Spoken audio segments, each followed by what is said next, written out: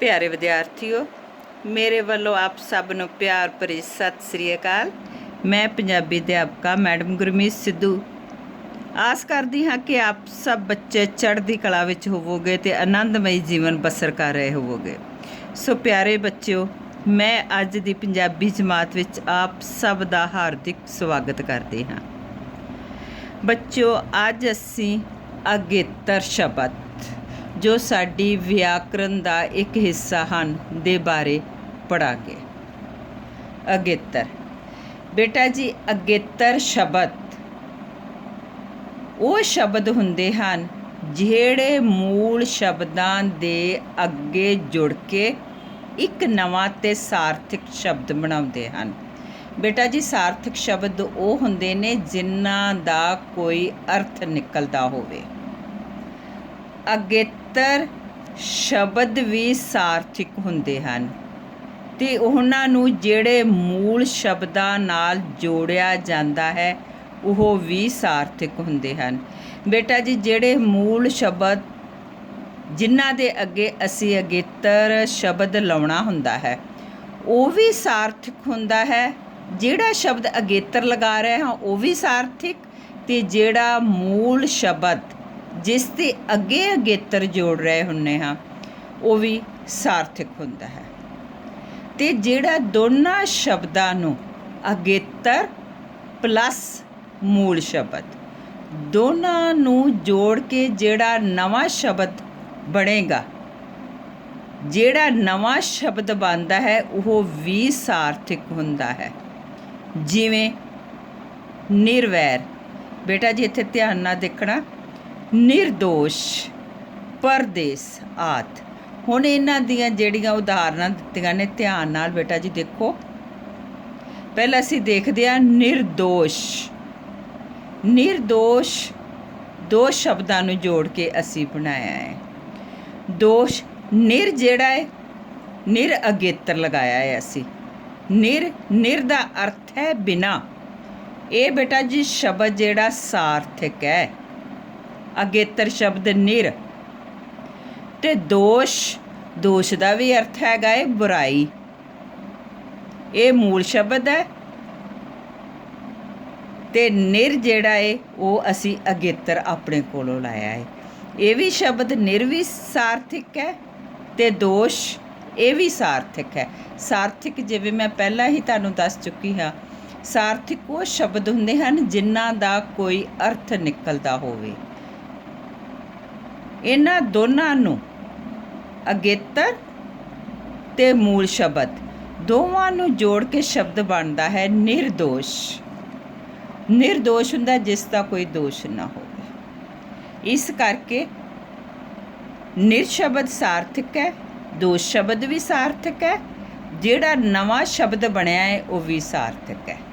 इस करके बेटा जी जदों भी तुसी अगेतर बनाओ इस चीज़ वाल जरूर ध्यान दिओ कि जिहड़ा तुसी अगेतर लगा रहे हो वो सार्थक है। सार्थक मीनस उहदा कोई अर्थ निकल रहा है ते जिहड़ा तुसी नवां शब्द तैयार कर रहे हो उसका भी कोई अर्थ निकलदा होवे, सार्थक हुंदा वे। इसकी दूसरी उदाहरण देखो, परदेस। परदेस हुंदा है दूसरा देश, बेगाना देश। ਇਹਦੇ ਵਿੱਚ पर अगेतर लगा होया है। पर दा मीनिंग है पराया। ये शब्द सार्थक है। देश साडे कोल मूल शब्द है। देश हुंदा इलाका। दोनों शब्द सार्थक हो गए, अगेतर भी ते मूल भी। ते जिन्ना इन्हां तो जिहड़ा नवां शब्द बनया है वो बनया है परदेस। परदेस पराया देश। इस करके तीनों ही शब्द सार्थक ने। सार्थक शब्द वो हुंदे ने जिन्हां दा कोई अर्थ निकलदा होवे। बेटा जी शब्द दो ने, एक ने सार्थक ते दूसरा है निरार्थक। सार्थक शब्द का अर्थ निकलदा है ते निरार्थक शब्द का कोई अर्थ नहीं निकलदा। पर असी अपनी बोल चाल दी बोली दे विच सार्थक शब्दां दे नाल कई वार निरार्थक शब्द आम बोल लैंदे ने। जिवें पानी धानी, रोटी राटी। पानी शब्द सार्थक है लेकिन धानी निरार्थक शब्द है।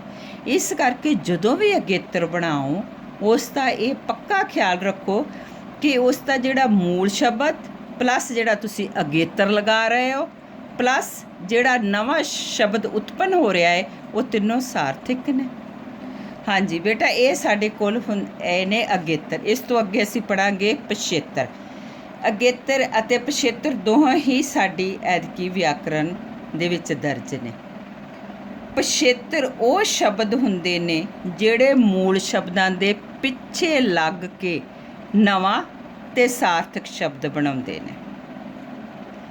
ਮੂਲ ਸ਼ਬਦ ਬੇਟਾ ਜਿਹੜਾ ਪੇਪਰ ਦੇ ਵਿੱਚ ਤੁਹਾਨੂੰ ਦਿੱਤਾ ਜਾਂਦਾ ਹੈ, ਜਿਹਦੇ ਅੱਗੇ ਤੁਸੀਂ ਅਗੇਤਰ ਲਗਾਉਂਦੇ ਹੋ ਜਾਂ ਪਿਛੇਤਰ ਲਗਾਉਂਦੇ ਹੋ, ਉਹ ਹੁੰਦੇ ਨੇ ਮੂਲ ਸ਼ਬਦ। ਮੂਲ ਸ਼ਬਦ ਹਮੇਸ਼ਾ ਹੀ ਸਾਰਥਿਕ ਹੁੰਦੇ ਨੇ। ਇਸ ਕਰਕੇ ਹੁਣ ਜਿਹੜੇ ਸ਼ਬਦ ਮੂਲ ਨੇ ਹਮੇਸ਼ਾ ਉਹ ਸਾਰਥਿਕ ਹੋਏਗਾ। ਅਸੀਂ ਉਹਦੇ ਤੋਂ ਨਵਾਂ ਸ਼ਬਦ ਬਣਾਇਆ ਹੈ, ਜਿਵੇਂ ਫਾਰ ਐਗਜ਼ਾਮਪਲ ਦੇਖੋ ਤੁਸੀਂ ਪਿਛੇਤਰ ਦੀ ਨਮਕੀਨ। ਨਮਕੀਨ ਹੁੰਦਾ ਹੈ ਨਮਕ ਵਾਲਾ। ਸੰਦੂਕੜੀ, ਸੰਦੂਕੜੀ ਛੋਟਾ ਸੰਦੂਕ। ਇਹਦੇ ਵਿੱਚ ਦੇਖੋ ਬੇਟੇ ਐਗਜ਼ਾਮਪਲ ਨਮਕ। ਨਮਕ ਕੀ ਸੀ? ਸਾਡੇ ਕੋਲ ਮੂਲ ਸ਼ਬਦ ਹੈ। ਅਸੀਂ ਮਗਰ ਲਾਤਾ ਨਮਕੀਨ, ਈਨ। ਈਨ ਅਸੀਂ ਪਿਛੇਤਰ ਲਗਾਤਾ, ਇਹ ਤੋਂ ਬਣ ਗਿਆ ਨਮਕੀਨ। ਇਹ ਵੀ ਸ਼ਬਦ ਸਾਰਥਿਕ ਹੈ। ਪਿਛੇਤਰ ਦੇ ਵਿੱਚ ਤੁਸੀਂ ਇਸ ਚੀਜ਼ ਵੱਲ ਧਿਆਨ ਦੇਣਾ ਹੈ, ਮੂਲ ਤੇ ਨਵਾਂ ਬਣਿਆ ਸ਼ਬਦ ਦੋਵੇਂ ਹੀ ਸਾਰਥਿਕ ਹੋਣ। ਤੇ ਅਗੇਤਰ ਦੇ ਵਿੱਚ ਤੁਸੀਂ ਤਿੰਨੇ ਸ਼ਬਦ ਸਾਰਥਿਕ ਦੇਖਣੇ ਨੇ। ਪਿਛੇਤਰ ਦੇ ਵਿੱਚ ਮੂਲ ਸ਼ਬਦ ਪਲੱਸ ਨਵਾਂ ਬਣਿਆ ਸ਼ਬਦ, ਇਹ ਦੋ ਸਾਰਥਿਕ ਹੋਣੇ ਚਾਹੀਦੇ ਨੇ। ਨਮਕ ਮੂਲ ਸ਼ਬਦ ਹੈ, ਪਲੱਸ ਅਸੀਂ ਈਨ ਪਿਛੇਤਰ ਲਗਾ ਕੇ ਇਸ ਤੋਂ ਬਣਾਤਾ ਹੈ ਨਮਕੀਨ।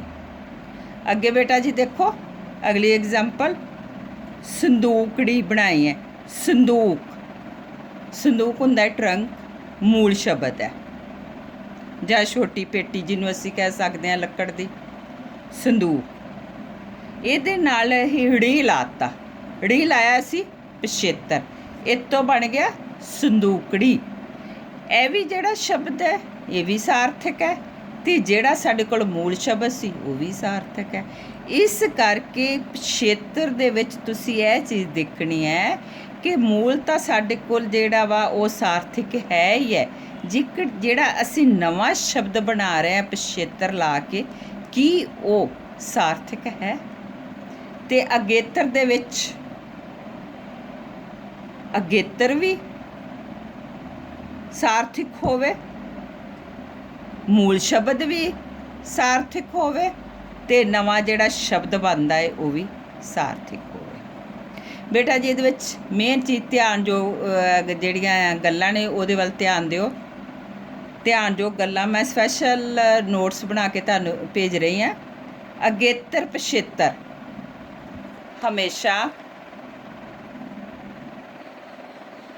ਮੂਲ ਸ਼ਬਦਾਂ ਨਾਲ ਹੀ ਜੋੜੇ ਜਾਂਦੇ ਨੇ, ਤੇ ਮੂਲ ਸ਼ਬਦ ਹਮੇਸ਼ਾ ਹੀ ਸਾਰਥਕ ਹੁੰਦੇ ਨੇ। ਜੇ ਅਜਿਹਾ ਨਹੀਂ ਕੀਤਾ ਜਾਂਦਾ ਤਾਂ ਸ਼ਬਦ ਨਿਰਾਰਥਕ ਗਿਣਿਆ ਜਾਂਦਾ ਹੈ। ਨਿਰਾਰਥਕ ਜਿਸ ਦਾ ਕੋਈ ਅਰਥ ਨਹੀਂ ਨਿਕਲਦਾ ਤੇ ਉਸ ਨੂੰ ਉਤਪੰਨ ਸ਼ਬਦਾਂ ਵਿੱਚ ਸ਼ਾਮਲ ਨਹੀਂ ਕੀਤਾ ਜਾਂਦਾ। ਭਾਵ ਕਿ ਜਿਹੜਾ ਨਿਰਾਰਥਕ ਸ਼ਬਦ ਹੋਏਗਾ ਉਹ ਤੁਹਾਡਾ ਜਵਾਬ ਗਲਤ ਹੋਏਗਾ, ਤੁਹਾਡਾ ਆਨਸਰ ਗਲਤ ਹੋਏਗਾ। ਹੁਣ ਜਿਵੇਂ ਬਦ ਸ਼ਕਲ, ਬਦਤਮੀਜ਼, ਇਸ ਸ਼ਬਦ ਵਿੱਚ ਬਦ, ਬਦ ਅਸੀਂ ਅਗੇਤਰ ਲਗਾਤਾ ਹੈ। ਬਦ ਹੈ ਭੈੜਾ, ਅਗੇਤਰ ਹੈ। ਸ਼ਕਲ ਹੁੰਦੀ ਸੂਰਤ, ਇਹ ਸਾਡੇ ਕੋਲ ਮੂਲ ਸ਼ਬਦ ਹੈ। ਤੇ ਬਦ ਸ਼ਕਲ ਜਿਹੜਾ ਨਵਾਂ ਉਤਪੰਨ ਸ਼ਬਦ ਹੈ। ਭੈੜੀ ਸੂਰਤ ਵਾਲਾ ਉਤਪੰਨ ਸ਼ਬਦ ਹੈ, ਨਵਾਂ ਬਣਿਆ ਸ਼ਬਦ ਹੈ। ਪਰ ਜੇਕਰ ਅਸੀਂ ਬਦ ਦੇ ਨਾਲ ਬਦਾਮ ਸ਼ਬਦ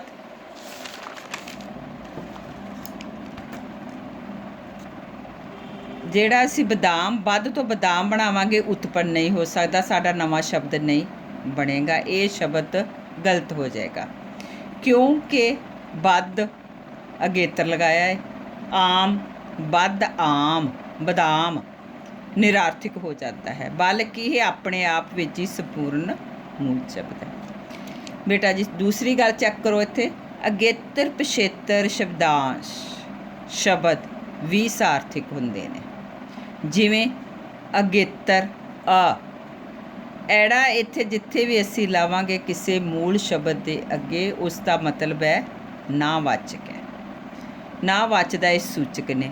ਆ ਸਹਿ ਨਾ ਹੋਣਾ, ਅਕਹਿ ਕਿਹਾ ਨਾ ਜਾ ਸਕੇ ਆਦਿ। ਇਹਨਾਂ ਵਿੱਚ ਐੜਾ ਪਲੱਸ ਕਹਿ, ਐੜਾ ਪਲੱਸ ਸਹਿ, ਇਹ ਸਾਡੇ ਕੋਲ ਅਗੇਤਰ ਨੇ, ਇਹ ਦੋਨੋਂ ਸਾਡੇ ਮੂਲ ਸ਼ਬਦ ਨੇ ਤਾਂ ਠੀਕ ਹਨ। ਪਰ ਅਗਲਾ ਆ ਗਲਾ ਦੇ ਨਾਲ ਅਸੀਂ ਐੜਾ ਜਦੋਂ ਲਾਵਾਂਗੇ ਉਹ ਗਲਤ ਹੋ ਜਾਵੇਗਾ। ਇਹ ਕਿਉਂਕਿ ਆ ਜਿਹੜਾ ਸ਼ਬਦ ਹੈ ਇਹ ਨਾਂਵਾਚਕ ਸੂਚਕ ਹੈ, ਨਾਂ ਦੀ ਹਾਮੀ ਭਰ ਰਿਹਾ ਹੈ। ਲੇਕਿਨ ਗਲਾ ਸੰਗ ਅਸੀਂ ਠੀਕ ਕਹਿ ਸਕਦੇ ਹਾਂ, ਲੇਕਿਨ ਜਦੋਂ ਅਸੀਂ ਆ ਸ਼ਬਦ ਲਗਾ ਦਿੱਤਾ ਹੈ ਤਾਂ ਉਹ ਗਲਤ ਸ਼ਬਦ ਹੈ। ਅਗਲਾ ਸ਼ਬਦ ਅਸੀਂ ਠੀਕ ਕਹਿ ਦੇਵਾਂਗੇ, ਪਰ ਜਦੋਂ ਅਸੀਂ ਐੜਾ ਅਗੇਤਰ ਲਗਾਇਆ ਹੈ ਤਾਂ ਮੈਂ ਪਹਿਲਾਂ ਕਿਹਾ ਹੈ ਕਿ ਜਿਹੜਾ ਅਗੇਤਰ ਹੈ ਉਹ ਸ਼ਬਦ ਸਾਰਥਿਕ ਹੋਣਾ ਚਾਹੀਦਾ ਹੈ। ਲੇਕਿਨ ਇੱਥੇ ਜੇ ਅਸੀਂ ਐੜਾ ਲਗਾ ਵੀ ਦਿੰਦੇ ਹਾਂ, ਐੜਾ ਜਿਹੜਾ ਹੈ ਉਹ ਨਾਂਵਾਚਕ ਸੂਚਕ ਸ਼ਬਦ ਹੈ, ਇਸ ਕਰਕੇ ਇਹ ਸ਼ਬਦ ਸਾਡਾ ਗਲਤ ਹੈ। ਪਿਛੇਤਰ ਵਾਨ, ਪਿਛੇਤਰ ਅਸੀਂ ਵਾਨ ਸ਼ਬਦ ਲੈ ਲੈਂਦੇ ਹਾਂ। ਗੁਣਵਾਨ, ਬਲਵਾਨ, ਧਨਵਾਨ ਤਾਂ ਠੀਕ ਹਨ, ਪਰ ਜਵਾਨ ਗਲਤ ਹੈ। ਵਾਨ ਪਿਛੇਤਰ ਲਗਾਤਾ ਹੈ, ਲੇਕਿਨ ਜਿਹੜਾ ਸਾਡਾ ਮੂਲ ਸ਼ਬਦ ਹੈ ਇਸ ਦਾ ਕੋਈ ਮੀਨਿੰਗ ਨਹੀਂ, ਇਹ ਗਲਤ ਹੈ। ਗੁਣ, ਬਲ, ਧਨ, ਇਹ ਸਾਡੇ ਕੋਲ ਜਿਹੜੇ ਸ਼ਬਦ ਨੇ ਮੂਲ ਨੇ, ਲੇਕਿਨ ਇਹ ਸਾਰਥਿਕ ਨੇ। ਲੇਕਿਨ ਜੇ ਅਸੀਂ ਵਾਨ ਦੇ ਅੱਗੇ ਜ਼ ਲਗਾਤਾ, ਇਹ ਸਾਡਾ ਸ਼ਬਦ ਸਾਰਥਿਕ ਨਹੀਂ ਹੈ, ਇਸ ਕਰਕੇ ਗਲਤ ਹੈ। ਸੋ ਬੇਟਾ ਜੀ ਅਗੇਤਰ ਪਿਛੇਤਰ ਬਣਾਉਣ ਵੇਲੇ ਇਹਨਾਂ ਚੀਜ਼ਾਂ ਦਾ ਖਿਆਲ ਜ਼ਰੂਰ ਰੱਖਣ। ਧੰਨਵਾਦ।